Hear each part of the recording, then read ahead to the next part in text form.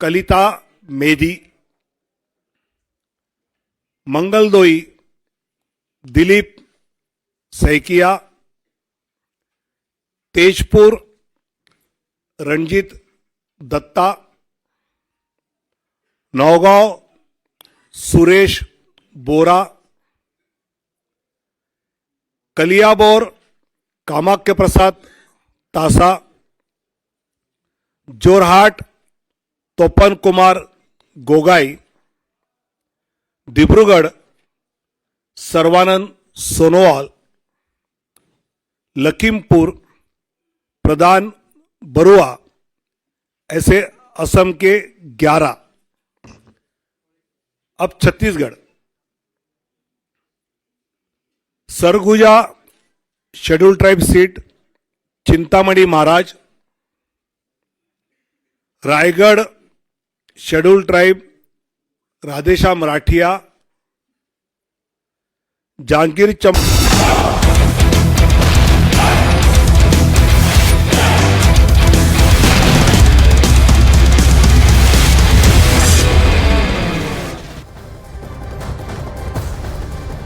भारतीय जनता पार्टी ने आज 195 उम्मीदवारों की अपनी पहली सूची जारी कर दी है, जिसमें सबसे बड़ा नाम रहा मध्य प्रदेश के पूर्व मुख्यमंत्री शिवराज सिंह चौहान का। बीजेपी ने विदिशा लोकसभा सीट से बतौर उम्मीदवार उन्हें उतारा है। टिकट मिलने के बाद शिवराज सिंह चौहान मंदिर में दिखाई दिए और हमारे सहयोगी मनोज शर्मा ने उनसे खास बातचीत भी की। कितने खुश हैं, कितने उत्साहित हैं, सुनिए जरा। देखिए, मुझे तो पार्टी जो भी काम सौंपेगी उसको पूरी प्रामाणिकता, पूरी निष्ठा और अस्तित्व की संपूर्ण क्षमता लगा के काम करना है। मानव जीवन अपना सफल और सार्थक बने, देश की सेवा करके भारतीय जनता पार्टी के माध्यम से, बस यही अभिलाषा है। तो मतलब अब की बार 400 पार का नारा पूरा हो रहा है क्या? निश्चित तौर पर मध्य प्रदेश में 29 की 29 सीट बीजेपी जीतेगी और अब की बार 400 बार, फिर एक बार मोदी सरकार। अब की बार 400 पार, फिर एक बार मोदी सरकार कहते हुए मध्य प्रदेश के पूर्व मुख्यमंत्री शिवराज सिंह चौहान। बीजेपी ने नई दिल्ली सीट से अपना उम्मीदवार बदल दिया है। यहां मौजूदा समय में मीनाक्षी लेखी बीजेपी की सांसद हैं, लेकिन मीनाक्षी लेखी का टिकट काटकर टिकट दिया गया स्वर्गीय सुषमा स्वराज जी की बेटी बांसुरी स्वराज को। टिकट मिलने के बाद बांसुरी स्वराज ने हमसे बातचीत करते हुए क्या कहा, सुनिए जरा। दिल्ली लोकसभा क्षेत्र से लोकसभा प्रत्याशी बनी हैं बांसुरी स्वराज, जो फिलहाल ग्रीट यहाँ पर तमाम लोगों को कर रही है। बहुत बहुत मुबारकबाद आपको।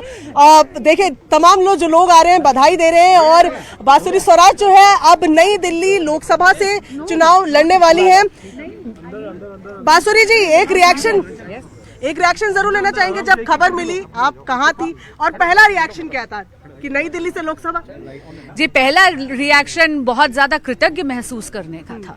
मैं आदरणीय यशस्वी प्रधानमंत्री श्री नरेंद्र मोदी जी का आभार व्यक्त करती हूँ, माननीय हमारे गृह मंत्री श्री अमित शाह जी की, हमारे राष्ट्रीय अध्यक्ष श्री जेपी नड्डा जी की, हमारे संगठन महामंत्री श्री बीएल संतोष जी की, हमारे प्रदेश अध्यक्ष वीरेंद्र सचदेवा जी की, संगठन महामंत्री पवन राणा जी की, दिल्ली के प्रभारी जय पांडा जी की, मेरी बड़ी बहन अलका गुर्जर जी की और भारतीय जनता पार्टी और संगठन के एक एक कार्यकर्ता की मैं कृतज्ञ हूँ। आभार व्यक्त करती हूँ कि मुझे इस योग्य समझकर ये अवसर दिया।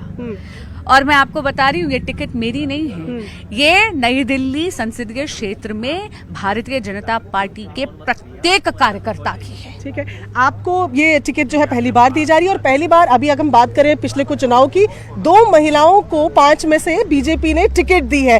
2 महिलाएं 5 में से, अच्छा खासा रेशियो है। किस तरीके से इसको देखती हैं कि 2 महिलाएं जो है, पिछली बार मीनाक्षी जी थी, अब इस बार 2 लोकसभा प्रत्याशी रहने वाले हैं और आम आदमी पार्टी और कांग्रेस के गठबंधन में महिला सीट देखने को मिली नहीं है? जी बिल्कुल, क्योंकि आप जानते हैं कि आम आदमी पार्टी और इंडी गठबंधन का महिलाओं के सशक्तिकरण और महिलाओं के खिलाफ जो अपराध हो रहे हैं उन पर वो केवल चुप्पी साधते हैं। लेकिन हाँ, ये है मोदी जी की गारंटी। जब उन्होंने कहा महिलाओं के नेतृत्व में भारत के सशक्तिकरण की वो बात करते हैं। देखिए, अभी तक तो नारी शक्ति शक्ति वंदन अधिनियम आया नहीं है, लेकिन पहले ही भाजपा ने 2 मातृशक्ति को फील्ड में उतारा है। तो मैम, जब फील्ड में आप जाएंगी, लोकसभा में अपने लोगों से के पास वोट मांगने जाएंगी, कुछ टॉपिक्स या कुछ आपने सोचा है कि कुछ चुनौतियां हो सकती हैं मोदी जी के काम के अलावा? आप सुषमा स्वराज जी की बेटी हैं और सबसे चहेती अगर मैं कहूं कि वो नेत्री भी रही हैं, तो वो भी आप लोगों को याद दिलाएंगी ना कि उन्हीं के परिवार से आप आई हैं और जाहिर तौर पर प्रधानमंत्री नरेंद्र मोदी के नेतृत्व में तो आप लड़ ही रहे हैं। देखिए, माँ का आशीर्वाद तो सदैव मुझ पर है और मैं जानती हूँ वो जहाँ पर भी होंगी आज बहुत बलाइयाँ ले रही होंगी, लेकिन हाँ, मोदी जी की गारंटी पूरी होने की गारंटी है। ये सुशासन का आश्वासन है, ये राम राज्य का आश्वासन है। पूर्व में केंद्रीय मंत्री रही सुषमा स्वराज की बेटी बांसुरी स्वराज, नई दिल्ली से उनको टिकट दिया गया और पहले उनकी माताजी भी यहां से आती रही हैं, लेकिन मीनाक्षी लिखितकर टिकट काट दिया गया। एक बार फिर से आपको बता दें, आज बीजेपी ने 195 उम्मीदवारों की जो सूची है उसे सार्वजनिक कर दिया। बीजेपी अपनी पहली सूची में पुराने चेहरे भी लेकर आई है, नए चेहरों को भी मौका दिया है। बीजेपी की लिस्ट में जो पहला नाम था वो था प्रधानमंत्री नरेंद्र मोदी का, जो एक बार फिर से वाराणसी से ताल ठोक रहे हैं। लिस्ट में राजनाथ सिंह के लखनऊ से मैदान में होने का ऐलान किया गया। बीजेपी की सूची में बांसुरी स्वराज, जिनको अभी आपने सुना, भी हमने खास बातचीत की उनसे, वो नई दिल्ली से मैदान में उतर रही हैं। हालांकि भोपाल से मौजूदा सांसद प्रज्ञा ठाकुर का टिकट काट कर जो है अब किसी और को दे दिया गया है, क्योंकि कई बार विवादों में भी वो रही और इसीलिए शायद प्रज्ञा ठाकुर का टिकट काट दिया गया। लेकिन एक बात तय दिखी कि जिसने काम किया उसको मौका दोबारा दिया गया, जिसकी पकड़ अच्छी दिखाई दी उसको फिर से मौका दिया गया। लेकिन 2 सीटें जिसने सभी को इस पूरी सूची में चौंकाया वो रही प्रवेश वर्मा की सीट और दूसरी सीट रही नई दिल्ली की, जहां मीनाक्षी लेखी आती है। मीनाक्षी लेखी वाली सीट पर बांसुरी स्वराज को टिकट दे दिया गया और प्रवेश वर्मा वाली सीट पर जो है प्रवीण खंडेलवाल, जो दूसरे नाम है, उनको मौका दे दिया गया।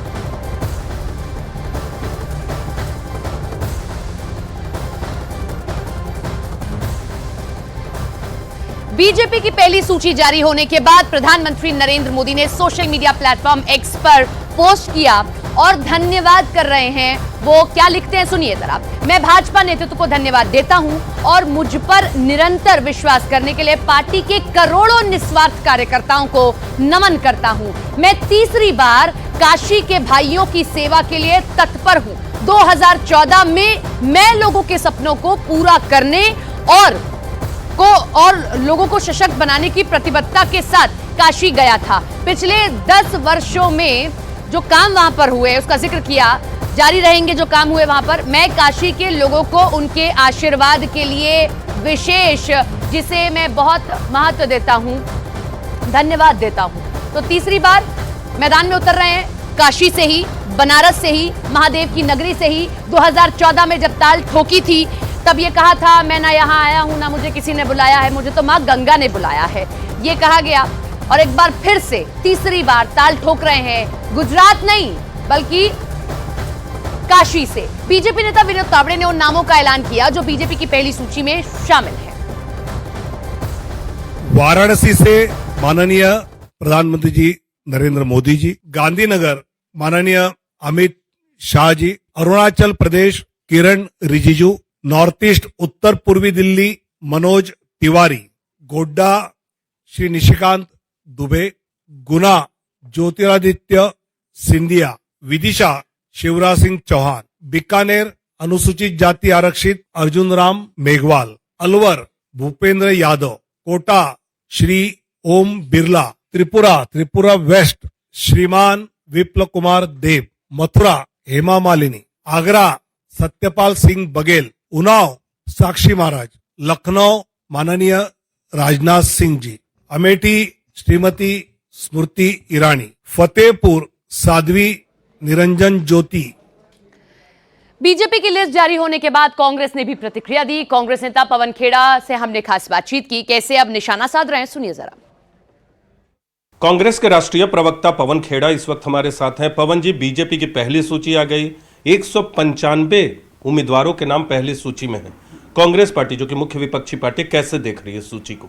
मैं सुबह से जब 2 ट्वीट आए, एक हजारीबाग के सांसद का जयंत सिन्हा जी का और एक पूर्वी दिल्ली के सांसद गौतम गंभीर का, तो समझ में नहीं आया कि क्या वो भारतीय जनता पार्टी की कार्यशैली से संतुष्ट नहीं है, इसलिए वो राजनीति से, चुनावी राजनीति से संन्यास ले रहे हैं। कारण क्या है। फिर जब लिस्ट देखी तो देखा बहुत लोग कट भी गए।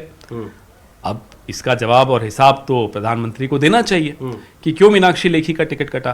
क्या उनकी परफॉर्मेंस से प्राइम मिनिस्टर खुश नहीं है, या क्यों रमेश भिदोड़ी का टिकट कटा, या और जो प्रवेश साहिब सिंह वर्मा का टिकट क्यों कटा।